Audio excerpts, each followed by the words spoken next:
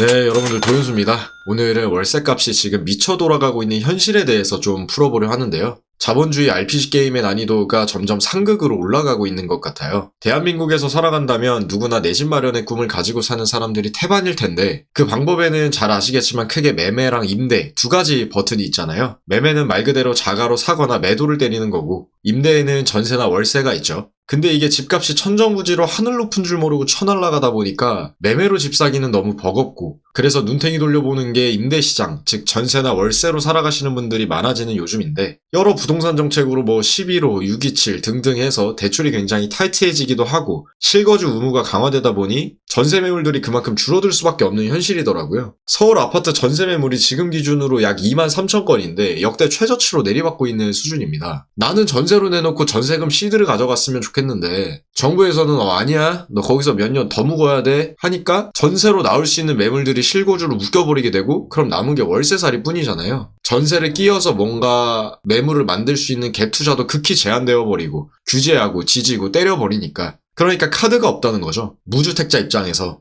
전세, 월세, 매매 버튼 3개 중에 하나 눌러야 되는데 전세라는 버튼이 사라져버린 거야. 그냥 가만히 있었는데 버튼 하나가 날아갔다고. 그럼 버튼 2개 남잖아. 매매랑 월세. 나란히 놓고 보니까 매매는 또 불가능해. 돈이 너무 많이 들고 대출이 나온다 하더라도 그 이자를 평균 직장인 기준으로 감당해내기가 너무 버거워. 규제지역 어쩌고 해서 누르기가 앵간히 쉬운 게 아니니까 또 패스 하나 날라가고. 그래서 보니까 월세 버튼 하나 남은 거예요. 덩그러니. 그냥 난 아무것도 안 했는데 욕심을 부린 것도 뭔가 실수를 한 것도 인생을 말아먹은 것도 아닌데 그냥 태어나서 집 사고 싶다 해서 보니까 버튼이 하나인 거야 그냥. 과거에 우리 부모님 세대는 이런 걸 어떻게 버텼는지 모르겠어요. 물론 그때는 집 사기가 조금 더 쉬웠겠지만 그때만의 어려움이 있었을 거고 지금의 문제는 우리 세대가 버티고 해결해 나가야 하는 건데 진짜 문제는 이게 나만 그런 게 아니라 대다수가 이 월세 버튼만을 눌러야 하는 상황에 놓여 있다는 거죠. 환자떼기에서 잘 순 없으니까. 그렇다는 이야기는 월세 수요가 폭증했다라는 것이고 자연스럽게 공급보다 수요가 늘어나니 월세 가격은 날아갈 수밖에 없게 된 거죠. 뉴스에도 많이 띄워지지만 마포 1,000세대가 넘는 아파트인데도 불구하고 전세 매물이 2건밖에 없는 말 같지도 않은 초유의 사태가 근본적으로 큰 문제이지 않나 싶어요. 아파트 월세값이 10년 만에 최대치로 올랐다는 기사도 쉬지 않고 몰아치는데 원래 연에 3에서 5% 정도 올랐던 게 올해 7%나 쳐오른 걸 보면 분명 부동산 대책이 다른 것들에는 몰라도 월세 버튼에는 상당한 가격 2배 이벤트를 진행하고 있다라는 것은 확실한 것 같습니다. 제일 큰 문제가 월세 가격이 오르면 사람들은 당연히 월세를 안 살려고 하겠죠. 매물도 없어지는 데다가. 그럼 남은 게 매매인데 끝까지 원룸이든 고시원이든 부모님 집이든 버티다가 큰 무리를 해서라도 매매로 한 큐에 자가를 소유하려는 움직임들이 그러니까 퀀텀 점프로 튜토리얼 한 번에 깨려는 사람들이 늘어날 거고 월세 비싸니까 이건 또 자연스럽게 매매가가 더블로 이어지는 수순이 되거든요. 그러니까 너무 진짜 좋은 고가의 아이템을 사는 게 서울 아파트 경기권 역세평 평수 적당한 이런 템들은 점점 호가가 너무 올라가 버린다는 거야. 세입자의 경우에도 더 싼 집을 찾아서 계속해서 이사를 다녀야 되고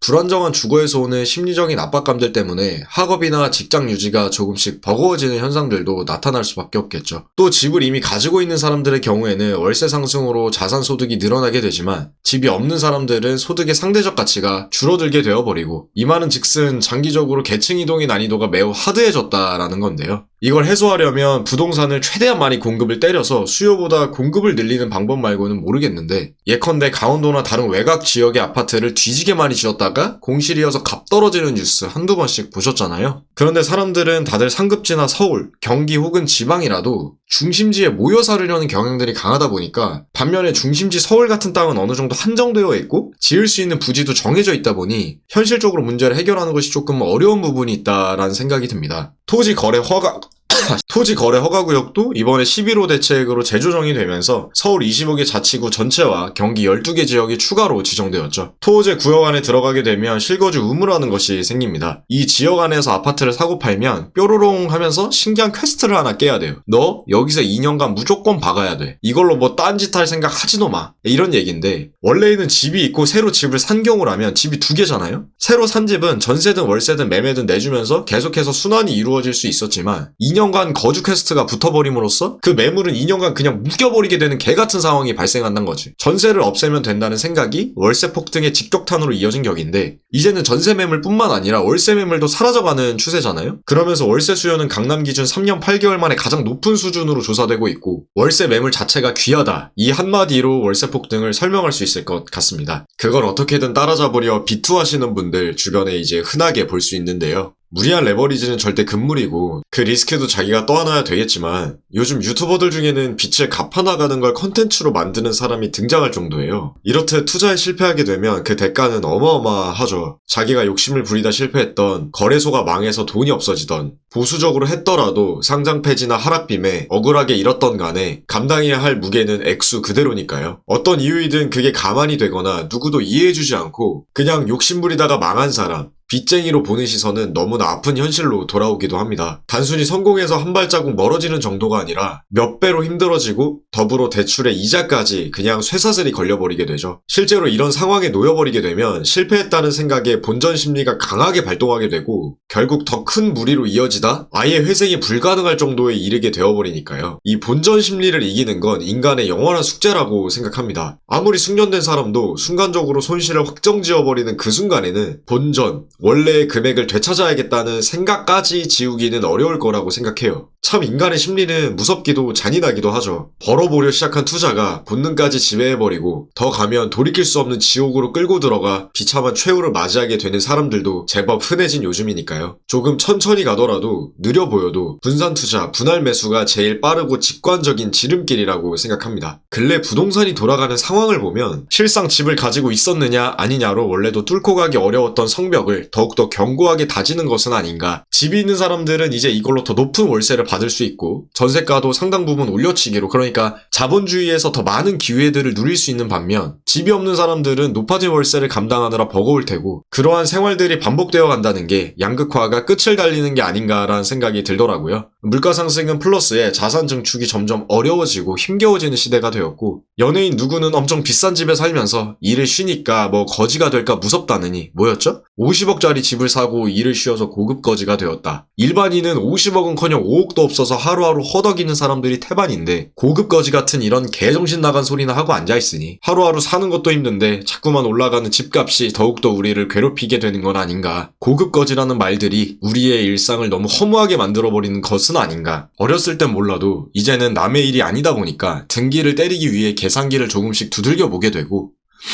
또 괜히 네이버 부동산 한두 번씩 발도장도 찍게 되다가 결국에는 한숨 쉬며 다시 돌아가기도 했었는데요. 누군가는 또 외곽에 살면 되지 않느냐, 꼭 비싼데 살아야 되냐느니, 그것만 아파트냐느니, 지방의 조건 좀 안 좋아도 거기서 살면 되지 않냐고들도 하지만 어려운 부분들이 많죠. 남들이 원하지 않는 데는 그만한 이유가 있는 거고, 역세권, 여기 근처에 있어 차량이 없어도 어느 정도 조건부지만 이동에 있어 비빌 수가 있고, 병원, 마트 근처에 있어 급하거나 장을 볼 때 왔다 갔다 하는 시간 로스, 이러한 것들이 모두 세이브 되기도 하고, 또 층간소음이든 주차 대수든 여러 조건들이 하나만 불편해져도 이게 생각보다 일상 전반에 적용된다고 보거든요. 집이란 건 그런 거니까 대충 신다 말 수 있는 양말이나 신발 같은 게 아니잖아요. 그냥 대수롭지 않게 버티기에는 상당히 짜증나고 다른 사람들보다 시간도 많이 갈아 넣어야 하고, 이래서 부동산의 조건들을 양보하기에는 좀 어렵다고 봐요. 사실 주거라는 게 되게 중요하잖아요. 뭐 명품 가방이나 가전 가구 마냥 욕심 없이 포기할 수 있는 그런 아이템은 아니라고 보거든요. 누군가는 20대나 30대에 집을 사면 인생을 어느 정도 성공했다는 소리를 듣기도 하고, 그런데 이제는 그런 이야기를 듣는 게 내 집 마련이 부모님의 도움 없이는 불가능해져 버렸다는 게, 부모 도움과 내 힘을 풀로 끌어당겨서 등기를 칠 수 있느냐 없느냐가 부자로 가는 KTX를 탈 수 있냐 없냐로 결정된다는 이 이야기가